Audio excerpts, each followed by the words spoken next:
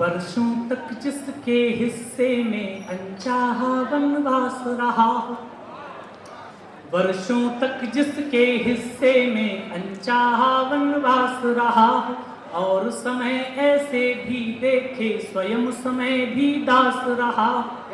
वर्षों तक जिसके हिस्से में अनचाहा वनवास रहा, और समय ऐसे भी देखे स्वयं समय भी दास रहा हो।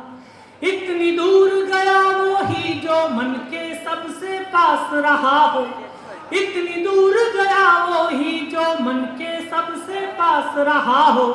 इतनी चोटें सही कि जैसे मूरत कोई तराश रहा, इतनी चोटें सही कि जैसे मूरत कोई तराश रहा। जान किसकी नजर लगी थी, जान किसकी नजर लगी थी, कितनी पावन रही अयोध्या। जान किसकी नजर लगी थी, कितनी पावन रही अयोध्या। पुरखों से सुनते आए हैं बड़ी अभागन रही अयोध्या। पुरखों से सुनते आए हैं बड़ी अभागन रही अयोध्या। पुरखों से सुनते आए हैं बड़ी अभागन रही अयोध्या। तो अयोध्या अभागन रही क्यों? ये 500 वर्ष का युद्ध जब रामलला अपनी पूरी सजधज के साथ अयोध्या में विराजमान हुए, ये बहुत जल्दी भी हो सकता था, लेकिन इसमें 500 वर्ष क्यों लगे? इसके लिए 76 युद्ध हमें क्यों लड़ने पड़े? मैं 4 पंक्तियों में सुनाता हूँ पूरी बात। अयोध्या का इतना बड़ा संघर्ष है कि लाखों महाकाव्य भी लिखे जाए तब भी उसकी पीड़ा पूरी तरीके से बयां नहीं होगी। लेकिन क्या कारण है इन 500 वर्षों को मैं 4 पंक्तियों में समेटने की कोशिश करता हूँ, सुनिएगा। पुरखों से सुनते आए हैं बड़ी अभागन रही अयोध्या। अतिवादों ने सच्चाई की अन्य विनय कभी ना मानी, अतिवादों ने सच्चाई की अन्य विनय कभी ना मानी। वर्षों तक चलती आई फिर सही गलत में खींचा तानी।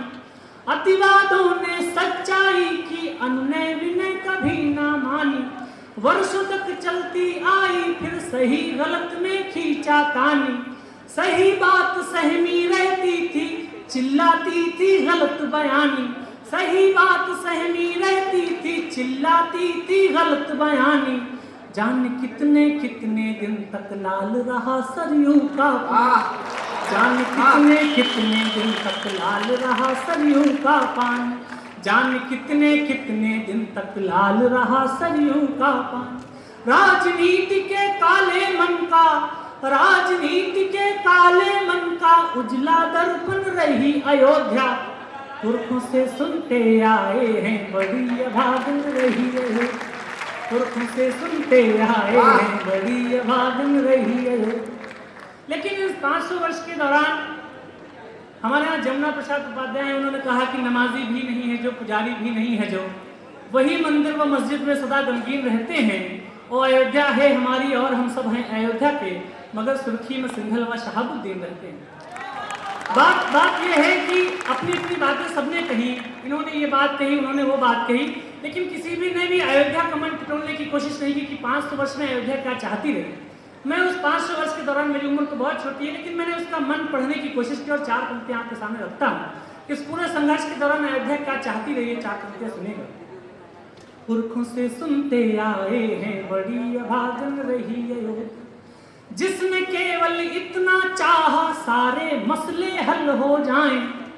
जिसने केवल इतना चाहा सारे मसले हल हो जाएं।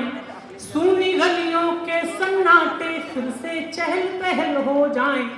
जिसने केवल इतना चाहा सारे मसले हल हो जाएं। सूनी गलियों के सन्नाटे फिर से चहल पहल हो जाएं। संघर्षों की कालिख वाले किससे बीता कल हो जाएं। संघर्षों की कालिख वाले किससे बीता कल हो जाएं। घर के बेटे के हिस्से के तंबू राजमहल हो जाएं। घर के बेटे के हिस्से के तंबू राजमहल हो जाएं।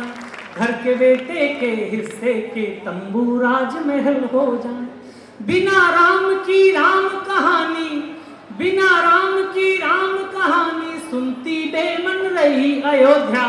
पुरखों से सुनते आए हैं बड़ी अभागन रही अयोध्या। पुरखों से सुनते आए हैं बड़ी अभागन रही अयोध्या। आज सुबह जब हम और ज्ञान दादा और ज्ञानेंद्र तीनों काशी कॉरिडोर का दर्शन करने गए।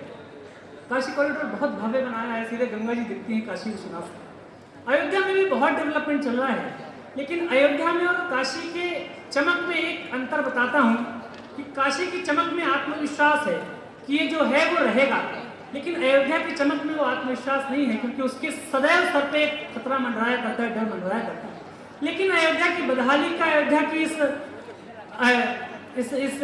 उसका कारण क्या रहा है, मैं अंतिम 4 पंक्तियां पढ़ता हूँ कि ये अभागन रही क्यों, अयोध्या इतनी अभागन रही क्यों। अंतिम 4 पंक्तियां पढ़ता हूँ, सुनिए। पुरखों से सुनते आए हैं बड़ी अभागन रही अयोध्या, कुछ कहते हैं दबी जुबान से माँ सीता का शाप लगा है, कुछ कहते हैं दबी जुबान से माँ सीता का शाप लगा है, 2 जोड़ी बूढ़ी आंखों का पुत्र वियोग विलाप लगा है। कुछ कहते, मुझे पता नहीं आप खामोशी सुन रहे, लेकिन अच्छा सुनना सुनिए।